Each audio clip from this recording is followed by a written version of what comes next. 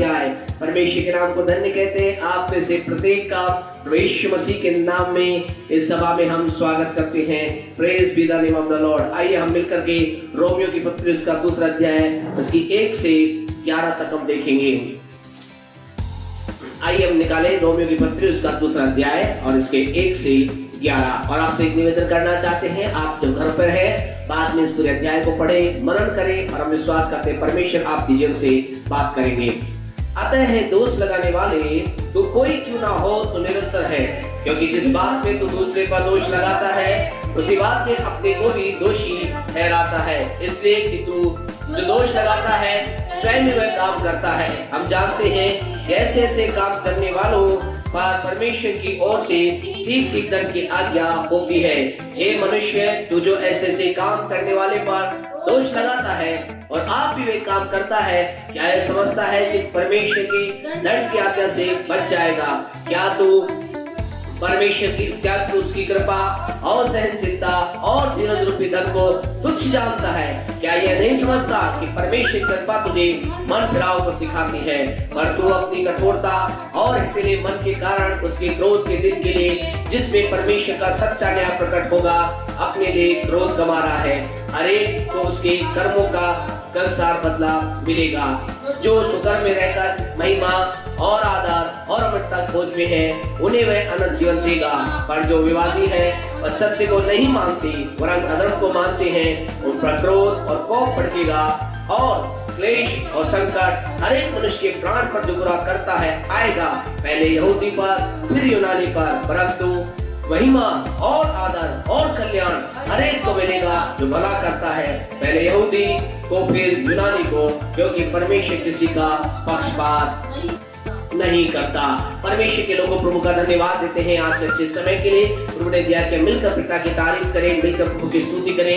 एक और हम नए दिन के अंतर्गत परमेश्वर की महिमा के यहाँ पर इकट्ठे हैं। पिता हमें आशीष दे रहा है, बरकत दे रहा है। हम इस बात से आनंद खुश है कि आप प्रभु की उपस्थिति में अपने समय को व्यतीत कर रहे हैं। आज हम परमेश्वर के इस वचन के अंदर से एक विशेष बात को हम देखेंगे। इस वचन के अंतर्गत बहुत सी बातें हैं, लेकिन हम इस बात को देखेंगे वो कौन सी बातें हैं जिनके द्वारा हम परमेश्वर से प्रशंसा प्राप्त कर सकते हैं। एक वचन पर मेहरबानी से पढ़े, रोमियो की पत्री उसका दूसरा अध्याय उसकी आखिरी आयत को पढ़े। दूसरा अध्याय की आखिरी आयत को मेहरबानी से पढ़े। दूसरा अध्याय की आखिरी आयत को पढ़े। वह इस प्रकार लिखा है। हाँ जी, पर यहूदी वही है। हाँ जी, यहूदी वही है जो मन में है, मन में है, और खतना वही है, खतना वही है जो हृदय का और आत्मा में है। हाँ जी, न कि लेख का। हाँ जी, ऐसे की प्रशंसा मनुष्य की ओर ध्यान से सुने, ऐसे की प्रशंसा मनुष्य की ओर से नहीं परंतु परमेश्वर की ओर से होती है। परमेश्वर की ओर से होती है। प्यारे परमेश्वर के प्रिय लोगों, आज इस समय हम बात करेंगे परमेश्वर से प्रशंसा प्राप्त करना बहुत जरूरी है हमारे लिए। और आपसे से अगर आपसे पूछे कि कितने लोग हैं जो चाहते हैं कि उनकी प्रशंसा की जाए, तो आप में से प्रत्येक जन कहेगा हाँ मैं चाहता हूँ मेरी प्रशंसा की जाए, हाँ मैं चाहती हूँ मेरी बड़ाई की जाए। आज बहुत से लोगों के जीवन के अंदर, बहुत से भाइयों के जीवन में, बहुत सी बहनों के जीवन में समस्या ये है प्यारे परमेश्वर लोगों, वो आगे नहीं बढ़ पाते हैं। बहुत अच्छा करने के बाद भी वो आगे नहीं बढ़ पाते। जानते क्या है उसके पीछे रीजन ये है, लोग उनकी प्रशंसा नहीं करते हैं। आज आपसे कहना चाहते हैं प्रशंसा बहुत जरूरी है। प्रशंसा हमें परमेश्वर से प्रशंसा, आज हम इस बात को परमेश्वर से देखेंगे कैसे हम अपने आप को इस तरह से तैयार करें कि परमेश्वर हमारी प्रशंसा करे। कई बार आपने लोगों को देखा होगा जब बहुत अच्छा काम करते हैं, बहुत मेहनत करते हैं, एक भाई की बात करें या बहन की बात करें, बहुत अच्छा खाना बना रहा है, खाना बना रही है और वो अपने प्रियजन को दे रही है और उसके खाने या उसके ऊपर क्या है, अगर एक आ जाए ये तो अच्छा नहीं है तो कैसा लगेगा, वो कैसा महसूस करता है बनाने वाला। उसे लगता है मैंने तो दिन भर मेहनत की, मैंने तो दिन भर किया, मैंने मसाला भूनने में टाइम लगाया, खटान काटने में टाइम लगाया, ये सब किया और इनको देखो समझ में नहीं आ रहा। क्यों बहुत बुरा लगता है? क्योंकि हर एक व्यक्ति के जीवन में होता है कि उसकी क्या की जाए प्रशंसा, लेकिन अगर वो चीज को प्रशंसा की जाएगी तो सामने वाला क्या करेगा, आने वाले दिनों और अधिक उसको बनाने का प्रयास करेगा और अच्छा बनाने का प्रयास करेगा और अच्छा खिलाने का प्रयास करेगा। तो आपसे कहना चाहते खुदा के लोगों, ये हमारा विषय नहीं है, लेकिन आपको कहना चाहते हमेशा एप्रिशिएट ईच अदर, एक दूसरे की प्रशंसा करें, एक दूसरे को अच्छा बोले, एक दूसरे की चीजों की प्रशंसा करें। अगर आपको कोई चाय का प्याला भी पिलाता है, उसके लिए भी आप किसी घर गए, चाय बनाए, आप बोले वाओ व्हाट ए डिलीशियस, कितनी स्वादिष्ट, कितनी अच्छी चाय आपने बनाई। आपने कहना चाहते हैं प्रशंसा अच्छी है, लेकिन एक बात के लिए प्रभु मना करता है। जानते कौन से प्रशंसा के लिए? अगर नीति वचन 27 अपने हाथ को यहाँ रोमियो 2 के ऊपर बनाए रखे मेहरबानी से, बीच बीच में अलग अलग जगह पर हम जाकर देखेंगे, लेकिन नीति वचन 27 उसकी दूसरी आयत को अगर पढ़े, वहां पर एक ऐसी प्रशंसा जिसके बारे में प्रभु मना करता है। 27:2, हाँ जी, तेरी प्रशंसा और लोग करें तो करें, और लोग करें तो करें, परंतु तो आप ना करना। परमेश्वर क्या करता है? एक बात के लिए खुदा का से मना करता है, एक प्रशंसा के लिए मना करता है। कौन सी है? खुद की प्रशंसा नहीं करना, खुद की बड़ाई नहीं करना। मैंने इतना अच्छा बनाया, मैंने इतना अच्छा किया, मैंने ऐसा किया, मैं स्वयं की प्रशंसा के लिए प्रभु क्या करता है? मना करता है। लेकिन परमेश्वर ये चाहता है कि हम अपने आप को स्थिति तैयार करें, वो हमारी प्रशंसा करें। हालेलुया। अगर आप में से पूछे कितने लोग हैं जो चाहते हैं कि परमेश्वर उनकी प्रशंसा करे, कितने लोग जो चाहते हैं मेरी प्रशंसा परमेश्वर के द्वारा हो, तो हम विश्वास करते हैं कि अभी आप हमारे सामने नहीं है, लेकिन आप देख रहे हैं, आप कहें कितने लोग हैं, तो आप सब लोग कहें कितने लोग हैं, तो आप सब लोग अपने हाथ को उठाएंगे। अगर आपसे कहें कितने लोग जो चाहते हैं कि परमेश्वर उनकी प्रशंसा करे, तो आप में से प्रत्येक जन अपने टाइप के द्वारा लिखेंगे, हाँ मैं चाहता हूँ, यस आई एम, हाँ मैं चाहता हूँ मेरी प्रशंसा परमेश्वर द्वारा हो। और प्यारे परमेश्वर हो, हमारी चाह भी ये होनी चाहिए, हमारी इच्छा भी ये होनी चाहिए। आप जब इन दिनों के अंदर हम आगे बढ़ रहे हैं, प्यारे परमेश्वर आज का संदेश आपके जीवन की गहराई के अंदर उतरने पाए। और आज हमारी ये दुआ है कि परमेश्वर आपको, मुझको, हम में से हर एक को तैयार करे, हमारा परमेश्वर हमारी प्रशंसा करने पाए, आपका परमेश्वर आपकी प्रशंसा करने पाए, मेरा परमेश्वर मेरी प्रशंसा करने पाए। प्यारे परमेश्वर प्रभु के वचन के अंदर हम अलग अलग समय का देखते हैं, यीशु मसीह के जीवन के बारे में हम देखते हैं। जब यीशु मसीह ने बपतिस्मा लिया, बपतिस्मा लेने के बाद वो जल से बाहर निकला, क्या हुआ? प्यारे परमेश्वर प्रभु के वचन लिखा है, एक आकाशवाणी हुई, एक आवाज आई, उस आवाज ने क्या कहा? उस आवाज ने कहा, मैं हे प्रिय पुत्र, मैं तुझसे प्रसन्न हूँ, मैं तुझसे बहुत प्रसन्न हूँ, मैं तुझसे बहुत खुश हूँ। यानी कि यीशु को क्या मिली? पिता की प्रशंसा मिली। आज की सुबह आपसे कहना चाहते हैं, वही पिता आपके जीवन के लिए, मेरे जीवन के लिए चाहता है, वही पिता हम सारे जीवन के लिए चाहता है कि हमारे लिए सब बोले, हे डेनिस मैं तुझसे प्रसन्न हूँ। आइए हम अपने आप को तैयार करें खुदा से, खुदा मेरे जीवन में होने दे, ऐसा अवसर आने पाए कि आपकी आवाज मेरे लिए होने पाए, मैं तुझसे प्रसन्न हूँ, तू मेरा प्रिय है, मैं तेरी बात से प्रसन्न हो। और आज हम प्रभु के वचन से इन बातों को हम देखेंगे कि कौन सी बातें हैं जिनके द्वारा हम परमेश्वर की प्रशंसा को प्राप्त कर सकते हैं। तो एक दो बातों को हम देखेंगे, जो बातें हमें प्रशंसा की, परमेश्वर की प्रशंसा से रोकती हैं, या जो बातें हमें प्रशंसा के लिए आगे बढ़ाती हैं। पहला काम प्यारे परमेश्वर को, अगर आप चाहते हैं परमेश्वर की प्रशंसा हो, तो आपको जानते क्या करना है। नंबर 1 पढ़े मेहरबानी से 2:1 पढ़े। हाँ जी, रोमियो 2:1 पढ़े। ये दोष लगाने वाले कोई क्यों ना हो, तो तू कोई क्यों ना हो, तू निरुत्तर है। प्यारे परमेश्वर पहली बात आपसे कहना चाहते हैं, आपको मुझे, अगर हम चाहते हैं कि परमेश्वर हमारी प्रशंसा करे, हमें क्या करना है? हमें अपने आप को दोष लगाने वाली आत्मा से बाहर निकलना है, दोष लगाने वाली भावना से हमें बाहर आना है, हमें दोष लगाने वाली बात से हमें बाहर निकल करके आना है, हमें दोष नहीं लगाना है। अगर एक व्यक्ति दोष लगाता है, दोष लगाने का काम करता है, लगातार दूसरे को दोष लगाने का कार्य करता है, परमेश्वर जानते क्या? उसके जीवन परमेश्वर का प्रशंसा नहीं, लेकिन क्या आएगा? उसके ऊपर परमेश्वर का दंड आएगा, उसके ऊपर परमेश्वर का श्राप आएगा, उसके ऊपर परमेश्वर का क्रोध आएगा। आज की सुबह आपसे कहना चाहते हैं, अगर आप चाहते हैं कि परमेश्वर क्रोध से आप बचे, आप चाहते हैं परमेश्वर को क्रोध या दंड आपके जीवन में न आए, लेकिन परमेश्वर की ओर से प्रशंसा आए, तो अपने आप को इस बात में तैयार करें, दोष लगाने वाली बात से अपने आप को अलग करें। अगर इसी परमेश्वर के वचन को, रोमियो के 2 अध्याय को, अगर हम इसकी 3 आयत को देखें, तो हाँ परमेश्वर वचन क्या कहता है? पढ़े 2:3 पढ़े, रोमियो 2:3। हाँ जी, हे मनुष्य तू जो ऐसे काम करने वालों पर दोष लगाता है, हाँ जी, और आप वही काम करता है, हाँ, क्या ये समझता है कि तू परमेश्वर की दंड की आज्ञा से बच जाए। बस यहाँ प्रभु वचन कहता है, तू जो ऐसे काम करता है जो तू नहीं कर रहा है, उन बातों के लिए दूसरे पर दोष लगाता है। प्रभु यहाँ पर प्यारे परमेश्वर को हमें क्या करना है? कई बार व्यक्ति कहता है मैं तो ये काम नहीं कर रहा लेकिन वो कर रहा है। देखो पास्टर साहब, आपको मालूम है वो ऐसा करता है, आपको मालूम है वो ऐसा करता है। हमने कहना है प्यारे परमेश्वर को, हमें क्या करना है? हमें दोष लगाने वाली आत्मा से अपने आप को बचाना है। इसी की 21वीं आयत को अगर आप पढ़ोगे तो एक बार फिर परमेश्वर इसी बात को बर्बाद करता है। 2:21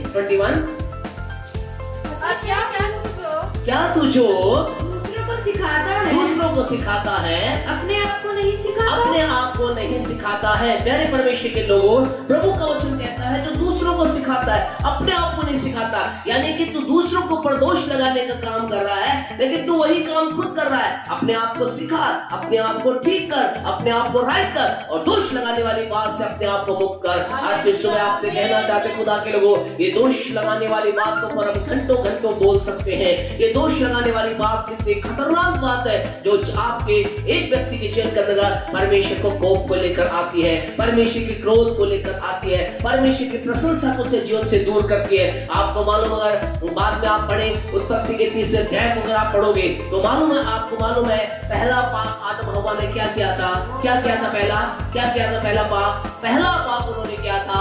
आज्ञा उल्लंघन का किया था। पहला पाप क्या किया था? उन्होंने आज्ञा उल्लंघन किया था। परमेश्वर ने क्या कहा था? हम सब जानते, इसको पढ़ने की जरूरत नहीं। परमेश्वर ने क्या कहा? इस अदन की वाटिका में जो क्या है, जो बीचों बीच जो पेड़ है उसके फल को खाना। लेकिन आदम ने क्या किया? हव्वा ने क्या किया? उसी पेड़ के फल को खाया। वो सारे फल को खा लिया। खाने के बाद क्या होता है? हम देखते हैं क्या होता है? परमेश्वर वहां उपस्थित होता है और परमेश्वर क्या करता है? प्यारे परमेश्वर वो परमेश्वर वहां पर आदम से एक सवाल पूछता है। क्या पूछता है? कि क्या तूने उस पेड़ का फल खाया जो मैंने तुझे मना किया था? आदम ने क्या कहा? आदम ये नहीं कहा हाँ यस गॉड, हाँ प्रभु मैंने खाया। उसने क्या कहा? उसने कहा क्या कहा? उसने कहा जिस स्त्री को तूने दिया, हव्वा ने दिया, उसने मुझे खाने को दिया। फिर परमेश्वर हव्वा की ओर मुड़ता है। परमेश्वर कहता है, हव्वा से कहता है क्या तूने फल क्यों खाया? वो क्या कहती है? वो ये नहीं कहती हाँ मैंने खा लिया, हाँ मुझे अच्छा लगा, हाँ मुझे बढ़िया लगा। नहीं, उसने क्या किया? उसने कहा इस सांप ने, सर्प ने क्या कर दिया? मुझे बहका दिया। यानी कि यहाँ पर हम देखते हैं एक के बाद एक दूसरों ने क्या किया? दोष लगाया। दोष लगाने का काम किया और उसके बाद हम परिणाम उसका जानते हैं। आज आपसे कहना चाहते खुदा के लोगों, ये दोष लगाना एक ऐसा पाप है जो प्रारंभ से ही चला आ रहा है और हमें क्या करना है? इससे बचना है। अगर आप चाहते हैं, अगर हम चाहते हैं कि परमेश्वर की प्रशंसा हमारे जीवन के अंदर हो, हमें क्या करना है? दोष लगाने वाली बात से अपने आप को अलग करना है। हमें अपने आप को तैयार करना है। हमें लोगों की, परमेश्वर के पवित्र वचन, नीति वचन में ऐसा लिखा है जो दूसरों की प्रशंसा करता है, प्यारे परमेश्वर, जो दूसरों के अच्छे काम की प्रशंसा करता है उसकी प्रशंसा की जाती है। लेकिन जो दूसरों में दोष ढूंढता है, बुराई ढूंढता है, उसी पर बुराई आ जाती है। प्यारे परमेश्वर, बहुत जरूरी है आप क्या देखते हैं, सामने वाले व्यक्ति के जीवन में क्या देखते हैं, आप कौन सी बात उसके जीवन में देख रहे हैं। आपसे कहना चाहते हैं आप अपने पति के जीवन में, आप अपनी पत्नी के जीवन में, माता पिता अपने बच्चों के जीवन में, बच्चे अपने माता पिता के जीवन में बहुत सी नेगेटिव बातों को, नकारात्मक बातों को बोल सकते हैं, देख सकते हैं, लेकिन उसके बीच में बहुत सी ऐसी बातें हो सकती हैं जो अच्छी होती हैं। जैसा कि पिछले दिनों के अंदर हमने फिलिपियों के 4 अध्याय से बताया था। क्या बताया था? कि हमने बताया हमने कहाँ ध्यान लगाना है, हमारा ध्यान कहाँ होना चाहिए।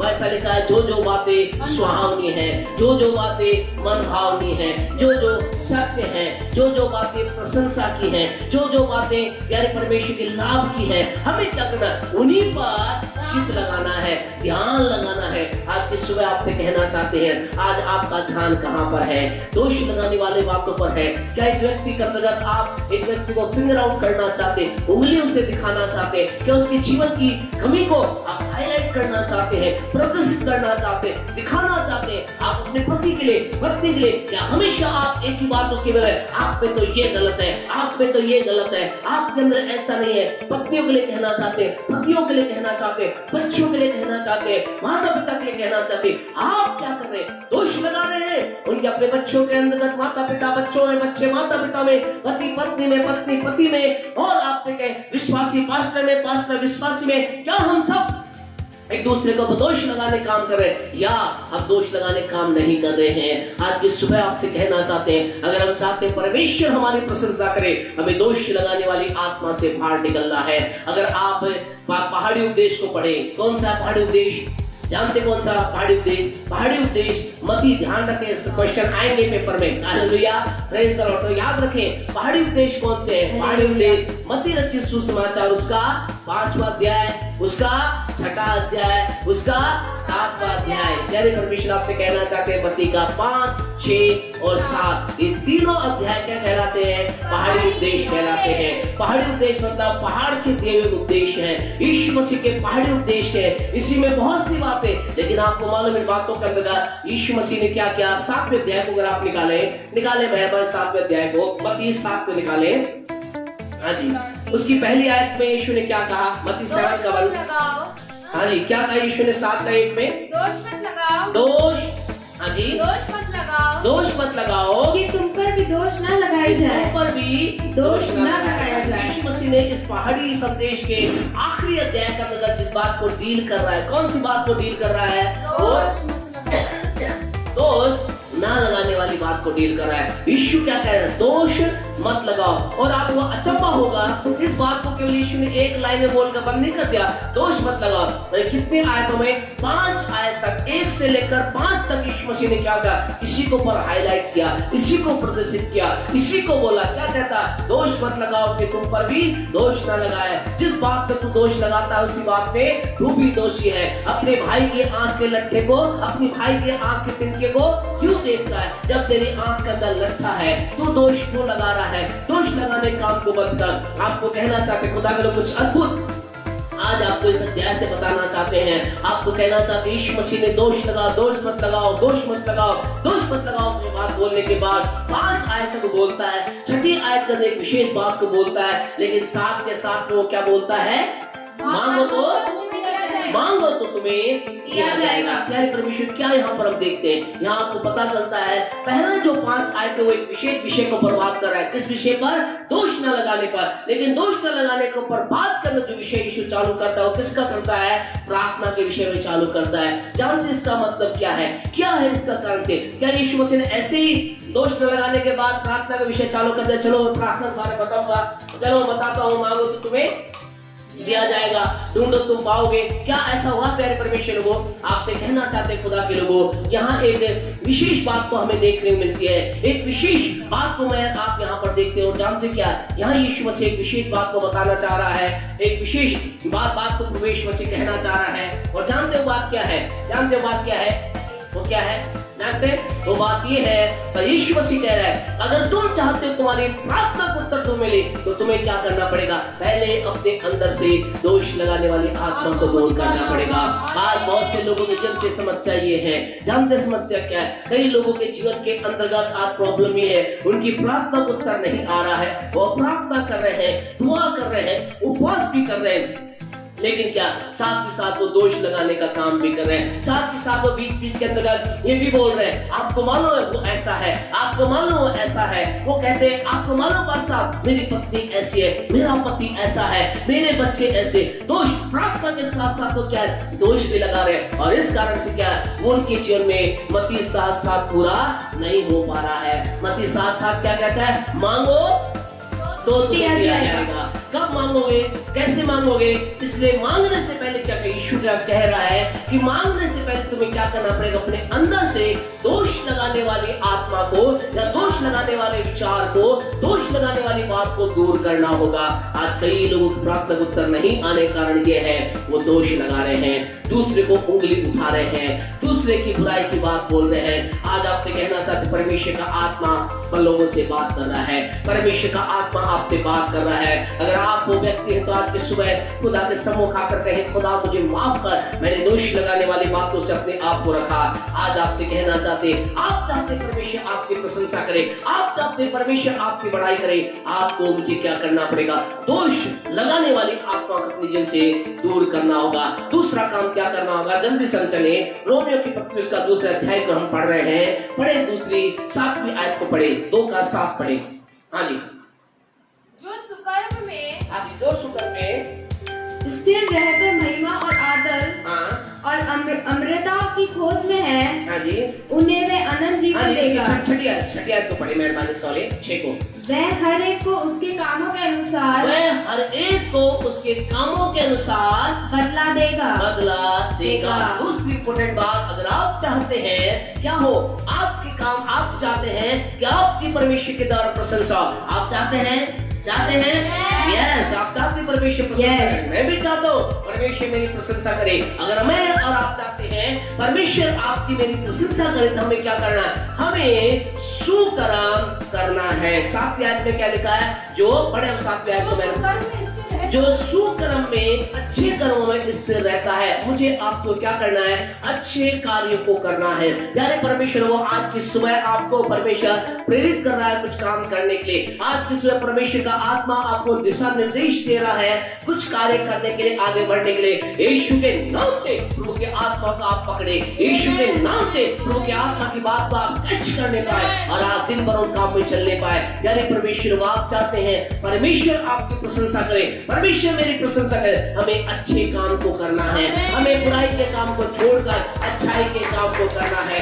हमें अच्छे कार्य के साथ अपने आप को आगे बढ़ाना है, हमें अच्छे कार्यों के साथ अपने जीवन को आगे बढ़ाना है। और जब हम अच्छे कार्य की बात करते, ध्यान रखें कुछ खास बात आपके साथ करना चाहते। जब हम अच्छे कार्य की बात करते हैं, तो जब हम अच्छे काम की बात करते हैं तो हमें ऐसा लगता है अच्छे कार्य का मतलब दान देना, मदद करना, भूखों खिलाना, ये सारे हैं, बहुत अच्छी बात है। लेकिन प्यारे परमेश्वर लोगों, अच्छे कार्य के साथ साथ वो कार्य भी हैं जो हमारे अंदर उत्पन्न होते हैं। याद रखें, इसका मतलब अच्छे कार्य करने का मतलब है हमें अपने आप को क्या करना है? बुरे कार्यों से अलग करना है, बुरे कार्यों से अपने आप को दूर करना है। अब यहाँ पर हमें समझना है बुरे कार्य क्या है। जब कई बार जब कहा जाता है कि बुरे काम ना करना, तो कई लोग कहते हैं पास्टर साहब मैं तो कोई बुरा काम नहीं करता हूँ, मैं तो झूठ नहीं बोलता हूँ, मैं तो चोरी नहीं करता, मैं तो कोई गलत काम नहीं करता। लेकिन आपसे कहना चाहते हैं प्यारे परमेश्वर, वो बुरे कार्य करना और अच्छे कार्य, बुरे काम नहीं करना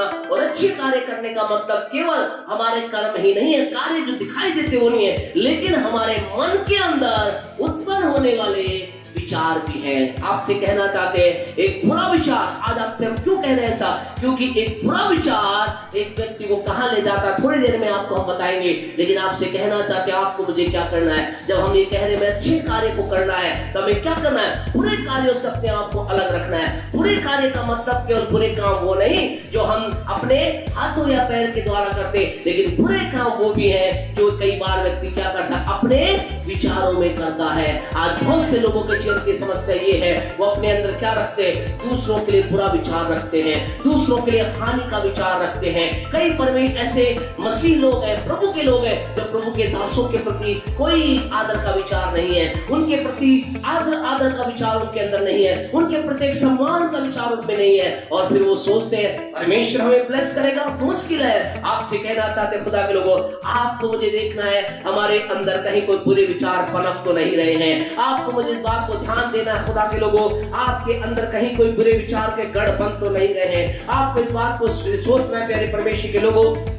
हर एक वो बात जो बुराई की बात है, बुरा विचार आपके अंदर आ तो नहीं रहा, क्योंकि बुरा विचार व्यक्ति कहां ले जाता है? पाप की ओर लेकर जाता है। एक बुरा विचार व्यक्ति को पाप की ओर लेकर के जाता है, एक बुरा विचार व्यक्ति को पाप की भावना, पाप के करने के अंदर लेकर के जाता है। आप में से कोई जन अगर ऐसा है जिसके अंदर बार बार बुरे विचार आ रहे हैं, दुष्टता का विचार आ रहा है, झूठ का विचार आ रहा है, जो चोरी का विचार आ रहा है, व्यभिचार का विचार आ रहा है, अपने दास अपने दासी के प्रति किसी प्रकार का बुराई का विचार आपके अंदर आ रहा है, आज की सुबह आपसे कहना चाहते हैं आपको क्या करना है। अगर आप एक बुरे विचार के साथ अपने जीवन को जी रहे हैं, प्यारे परमेश्वर आपसे कहना चाहते हैं मुश्किल है, परमेश्वर ऐसे व्यक्ति की प्रशंसा करे। यीशु के नाम से इसी समय आपके अंदर उत्पन्न होने वाले बुरे विचारों को आप समझे। अगर आप बार बार बुरे विचार में आ रहे, कई लोग जीवन के अंदर ऐसे कहते हैं पास्टर साहब क्या करो, मैं ना सोच के भी मेरे अंदर झूठ का विचार आता है, मैं ना चाहकर भी मेरे अंदर एक विचार का विचार आता है, ना चाहकर भी मेरे अंदर एक बुराई का विचार आता है।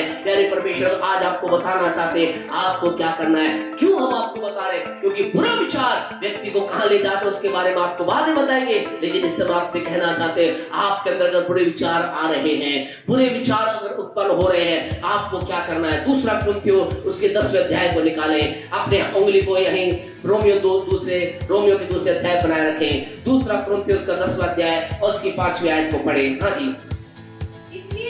इसलिए हम कल्पनाओं का और हर एक ऊंची बात का जो परमेश्वर की पहचान के विरुद्ध में उठती है खंडन करते हैं। रुक जाए तो पहला आपको क्या करना, आप कहेंगे मेरे अंदर बड़ा विचार आ रहा है, दुष्टता का विचार आ रहा है, बुराई का विचार आ रहा है, एक व्यभिचार का विचार आ रहा है, झूठ का विचार आ रहा है, गंदे काम करने का विचार आ रहा है। क्या करें, आपको पहला काम ये करना है, उस विचार का क्या करना है, खंडन करना है। खंडन करना का मतलब है तोड़ना है, उसे नाश करना है, उसे कहना है मैं यीशु के नाम से विचार को दूर हटाता हूँ, मैं यीशु के नाम विचार को दूर करता हूँ। आपसे कहना चाहते एक रहस्य की बात आपको बता रहे खुदा के लोगों, आपको मुझे उस बुराई के विचार का खंडन करना है, आपको मुझे बुराई के विचार का विरोध, आपको मुझे बुराई के विचार को तहस नहस कर देना है, आपको मुझे बुराई के विचार को नाश कर देना है। अपनी उंगली को यही दूसरा कुरिन्थियों 10:5 से बनाए रखे। आपसे कहना चाहते प्यारे परमेश्वर को, क्यों प्रभु ऐसा कह रहा है, क्यों परमेश्वर कह रहा है विचारों को खंडन करे, क्योंकि प्रभु जानता है। अगर आप उत्पत्ति के 6वें अध्याय की 5वीं आयत को पढ़ोगे तो परमेश्वर का वचन इस बात को बताता है,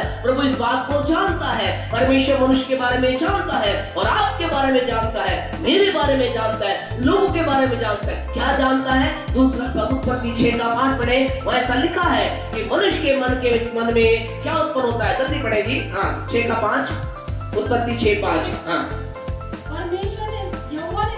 यहोवा ने देखा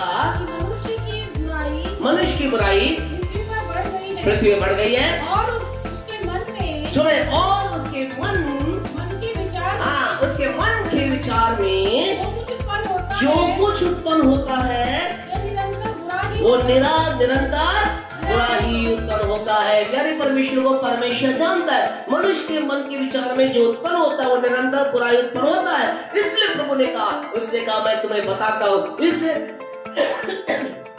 बुराई के विचार से बचने के लिए, इस बुराई के विचार को अपनी जेल से निकाल तुम्हें क्या करना पड़ेगा। दूसरा कुरिन्थियों 10:5 के अनुसार क्या करना पड़ेगा, तुम्हें उनका खंडन करना पड़ेगा, तुम्हें यीशु मसीह के नाम से खंडन करना पड़ेगा। जो बुरा विचार आपके अंदर आ रहा है, आप बोले मैं यीशु के नाम से उसका खंडन करता हूं, मैं उस बुरे विचार को तहस नहस करता हूं, मैं उस व्यभिचार के विचार का खंडन करता हूं, मैं उस झूठ के विचार का खंडन करता हूं, मैं उस चोरी के विचार का खंडन करता हूं, मैं जो परमेश्वर के दास के विरुद्ध करने लगे बुरी युक्ति का विचार आता है, असम्मान का विचार आता है, उसे मैं यीशु के नाम से उसका मैं खंडन करता हूं, नाश करता हूं। आपको मुझको क्या करना है, उसका खंडन करना है। फिर और क्या करना है, खंडन करते हैं। और दूसरा कुरिन्थियों 10:5। हाँ जी।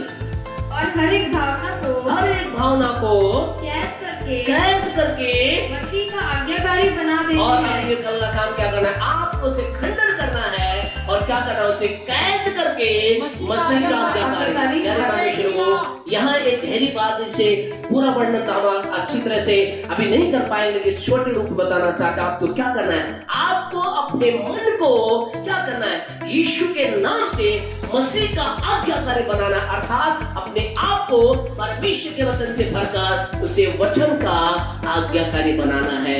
दूसरे शब्दों में अगर कहें तो आपको क्या करना है, पहला उस जो बुराई का विचार आ रहा है उससे क्या करना है, उसका खंडन करना है, उसे तोड़ना है, उसे तहस नहस करना है। फिर क्या करना है, फिर उस विचार की जगह पर परमेश्वर के विचार को आपको अपने अंदर डालना है और कहना है मैं आज्ञा देता हूँ, हे मेरे मन में तुझे आज्ञा देता हूँ, इस बात को तू मान, इस बात को तू मान करके आज्ञा कर। अर्थात आपको परमेश्वर के वचन का क्या करना है, आपके मन को आज्ञाकारी बनाना है, आपको परमेश्वर के वचन का आज्ञाकारी बनाना है। आपके मन के अंदर अगर विचार आता है, किसी दोष किसी के ऊपर झूठ का विचार आता है, आपको परमेश्वर के वचन को लेना है। प्रभु वचन कहता है तुम सत्य को जानोगे, सत्य में आजाद करेगा। आपको अपने मन से कहना है यीशु के नाम से मेरे मन में तुझे आज्ञा देता हूं, सत्य की बातों को मानने के लिए आगे चल। आपसे कहना चाहते हैं आपको मुझे क्या करना है, हमें बुराई के विचार का खंडन करना है और अपने मन में परमेश्वर के वचन को डालकर उसको क्या करना है, अपने मन को मसीह का आज्ञाकारी बना देना। हालेलुया, आपको ऐसा करना है। प्यारे परमेश्वर को हम क्यों कह रहे हैं ये बात, क्यों आपको बता रहे हैं हमें बुराई के विचार से अलग रहना है? क्योंकि एक व्यक्ति अगर बुराई का विचार करेगा, अगर एक बुरा करता रहेगा, तो जानते क्या होगा? वो बुराई का विचार जल्दी या देर से काय में चेंज हो जाएगा, व्यक्ति के कर्म में चेंज हो जाएगा, कार्य में चेंज हो जाएगा, फिर वो उस बुरे काम को करने लगेगा। और अब आपको बताते इस बुरे काम का परिणाम क्या होगा। रोमियो 2:9 की ओर चले, रोमियो की पत्री उसका 2 अध्याय उसकी 9वीं आयत की ओर आप चले। प्यारे परमेश्वर, एक व्यक्ति बुरा करेगा, एक व्यक्ति का अंदर बुरा विचार आ रहा है, उसने अपने बुरे विचारों का खंडन नहीं किया, उसने अपने बुरे विचारों को हटा करके मसीह के वचन का मन का अपना आज्ञाकारी नहीं बनाया, तो क्या होगा? उसको व्यक्ति जो उसका बुरा विचार है, कोई विचार हो, उसको क्या करेगा? अपने कर्मों में लेकर आएगा और वो क्या करेगा? गलत काम करेगा। और फिर क्या होगा? पढ़े 2:9। और क्लेश और संकट। सुने, और क्लेश और संकट। क्या? क्लेश और संकट। क्लेश और संकट हर एक मनुष्य के प्राण पर, हर एक मनुष्य के प्राण पर आएगा जो बुरा करता है, जो बुरा करता है। बस ठहर जाए प्यारे परमेश्वर, क्या लिखा गया है? फिर क्या होगा?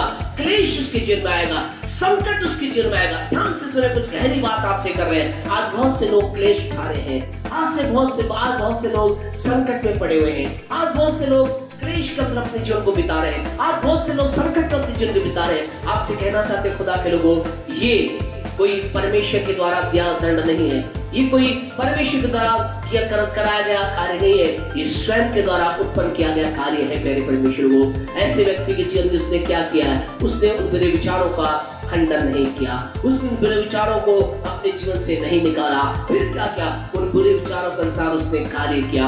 आज की सुबह आपसे कहना चाहते, अगर आप चाहते परमेश्वर आपकी प्रशंसा करे, हमें क्या करना? बुरे कार्य को निकालना और अच्छे कार्य को करना प्रारंभ करना है। क्योंकि अगर एक व्यक्ति बुरा काम करेगा, क्या होगा? हर एक पर आएगा। क्या लिखा प्रवचन में कि परमेश्वर जब हमने पढ़ा कि क्लेश और संकट हर एक मनुष्य पर, प्राण पर आएगा, हर एक मनुष्य के जीवन पर आएगा जो क्या करता है? जो बुरा करता है। ऐसा ना कहे, कई लोग कहेंगे क्या कारण है? पास्टर साहब मेरे जीवन में बड़ा संकट है, संकट निकल ही नहीं रहा, ये क्लेश दूर हो ही नहीं रहा।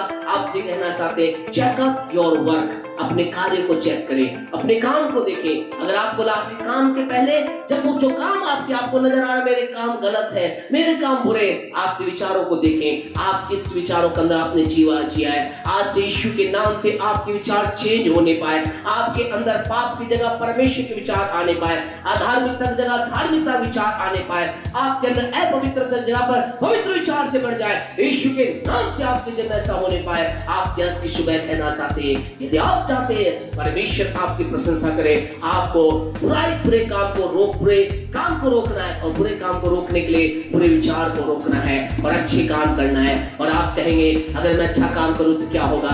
जानते क्या होगा? पढ़े इसकी प्यारे परमेश्वर 10वीं आयत को पढ़े, रोमियो 2:10। हाँ जी। परंतु महिमा और आदर, सुने, परंतु महिमा,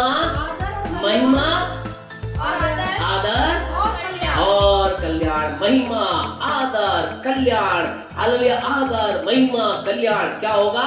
हर एक को मिलेगा, हर एक को मिलेगा जो भला करता है, जो अच्छा करता। आपसे कहना चाहते हैं आदर आपका इंतजार कर रहा है, महिमा आपका इंतजार कर रही है, कल्याण आपका इंतजार कर रही है। आदर, महिमा, कल्याण को यीशु के नाम से आप देखने पाएंगे। यहाँ लिखा हर एक को मिलेगा, इसमें कोई बचा हुआ नहीं है। हमने रोमियो 2:11 के अंदर पढ़ा है कि परमेश्वर किसी का पक्षपात नहीं करता है। इसका कोई महत्व नहीं आप कौन है, इसका कोई महत्व नहीं आपका नाम क्या है, इसका कोई महत्व नहीं आपका गांव क्या है, इसका कोई महत्व नहीं आपकी लैंग्वेज क्या है। आज की सुबह आपसे कहना चाहते, अगर आप एक वो व्यक्ति है जो सुकर्म में आगे बढ़ रहे हैं, अच्छे कर्मों के साथ आगे बढ़ रहे हैं, प्यारे परमेश्वर प्रभु का वचन यहाँ रोमियो 2:10 के अंदर लिखा गया है, हर एक पर महिमा आएगी, हर एक पर कल्याण आएगा, हर एक पर आदर आएगा, और सबसे बढ़कर इन सारी बातों से बढ़कर परमेश्वर की प्रशंसा की जाएगी। जो व्यक्ति क्या करेगा? सुकर्म में स्थिर रहेगा। परमेश्वर आपके जीवनों में अनुग्रह करे।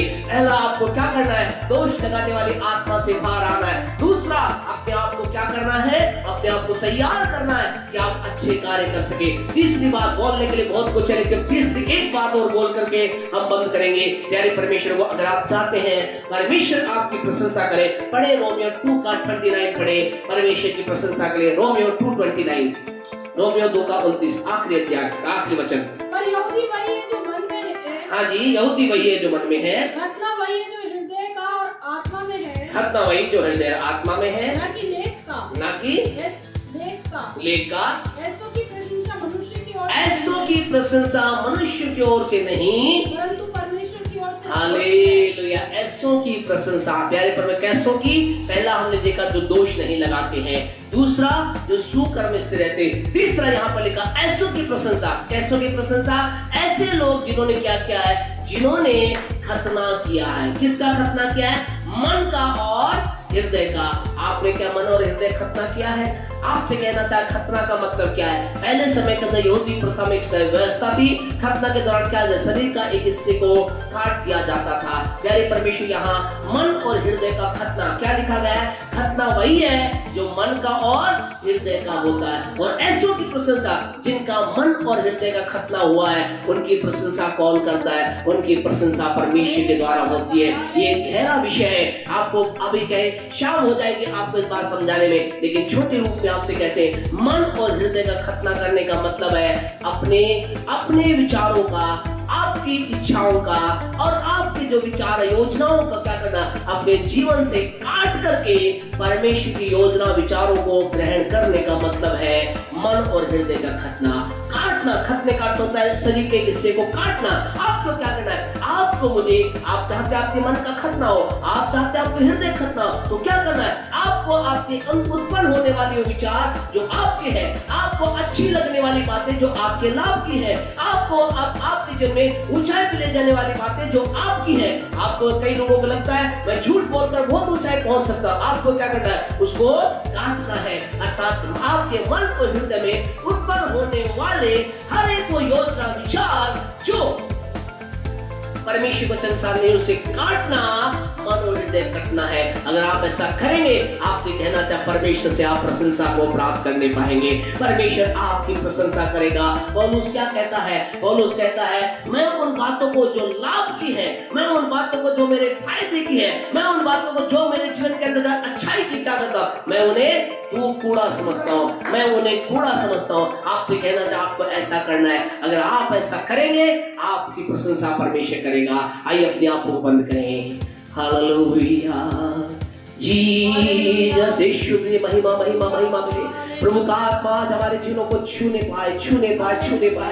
प्रभु आपकी आत्मा की भरपूरी को हम ग्रहण करते हैं। प्यारे परमेश्वर के प्रेरणों को, परमेश्वर का वचन आज हमें कह रहा है, आज हमें परमेश्वर चाहता है कि हमारी प्रशंसा करें। आप चाहते हैं, मैं चाहता हूं, अगर हमारी प्रशंसा हो, आइए हम दोष लगाने वाली आत्मा को अपने जीवन से निकालें, दोष लगाने वाली नेचर को अपने जीवन से खत्म करें। दूसरा, हम अपने आप को सुकर्मों के लिए, अच्छे कर्मों के लिए तैयार करें। इसके लिए हर एक बुराई के विचार का खंडन करें और परमेश्वर के वचन को अपने मन का आज्ञाकारी आप बना लें। और तीसरी इंपॉर्टेंट बात, परमेश्वर को अपने मन और हृदय का खतना करें। अर्थात उन सारी चीजों को, हर एक विचार को, हर एक बुराई के विचार को जो आपको परमेश्वर के वचन से अलग करता है, दूर करता है, उन्हें काट डाले, दूर करें। आपसे कहना चाहते हैं रोमियो 2:28-29 के अनुसार आपकी प्रशंसा परमेश्वर के द्वारा होगी। दुआ करें। प्यारे पिता, हम परमेश्वर के नाम आपके पास आते हैं, आज के दिन के लिए आपका धन्यवाद देते हैं। प्रभु जी, आपका पवित्र वचन जो कि पवित्र है, सामर्थ्य दो धार तलवार से चौका है, इसी समय आपके लोगों के अंदर जब बह रहा है प्रभु जी, हम आपके वचनों को ग्रहण करते हैं। धन्यवाद देते समय पिता, मेरे जीवन, शशि के जीवन से, एंजल के जीवन से, इवांजेलिस्ट के जीवन से, आपके लोगों के जीवन से दोष लगाने वाली आत्मा निकल रही है। प्रभु परमेश्वर, दोष लगाने वाली बातें निकल रही है। धन्यवाद, हमारे अंदर लोगों की अच्छाई देखने वाली आत्मा उत्पन्न करने के लिए धन्यवाद। लोगों की अच्छाई देखने वाली आत्मा उत्पन्न करने के लिए धन्यवाद। प्यारे परमेश्वर, यीशु के नाम के बातों का ग्रहण करते पिता, हम सुकर्म के लिए अपने आप को समर्पित करते हैं। हर एक बुराई के विचार का यीशु के नाम से खंडन करते हैं और मसीह आपके वचन को अपने मन का आज्ञाकारी बना देते हैं और अपने आत्मा मन का हम प्यारे यीशु तेरे नाम से खतना करते हैं, अर्थात तेरी बातों को ग्रहण करते हैं। और धन्यवाद पिता, आज से आप हमारी और अपने लोगों की प्रशंसा करने जा रहे हैं, यीशु के नाम से, आमीन। हमारे परमेश्वर का प्रेम, प्रभु यीशु का अनुग्रह, पवित्र आत्मा की सहभागिता अब से लेकर यीशु के दूसरे आगमन तक हमारे साथ और संसार का विश्वास के साथ बनी रहे। मिलकर कहें आमीन। Praise the Lord, praise the Lord, praise the Lord, praise the Lord, Praise the Lord. God is good All the time. all the time. God is good. परमेश्वर का धन्यवाद हो। The best is coming. Next. God bless you all. Praise the Lord.